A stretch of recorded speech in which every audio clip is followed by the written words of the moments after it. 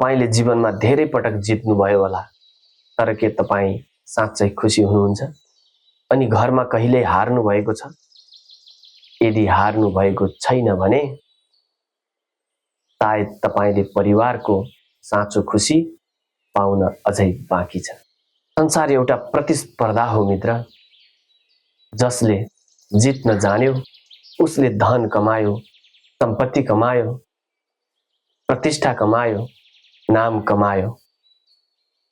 तर परिवार प्रतिस्पर्धा गर्ने स्थान होइन, यो त प्रेमको स्थान हो, विश्वास अनि समर्पणको स्थान हो।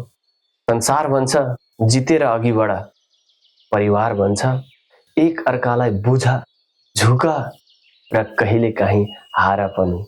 संसारमा जित्नु ठूलो कुरा हो, तर परिवारमा हार्न सक्नु त्यो भन्दा पनि अझै ठूलो कुरा हो।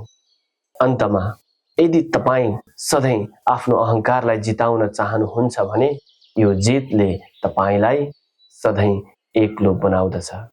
धन्यवाद। जय गुरुदेव। यदि तपाईहरूलाई यस च्यानलबाट प्रसारण भएका भिडियोहरू ज्ञानवर्धक लागेको छ, साँच्चै नै जीवनमा यसले लाभ पुर्याइरहेको छ भने हजुरहरूले यो च्यानललाई सब्स्क्राइब गर्न यदि बाँकी छ भने गरिदिनु होला। यो मेरो निवेदन। जय होस् हजुरहरूको।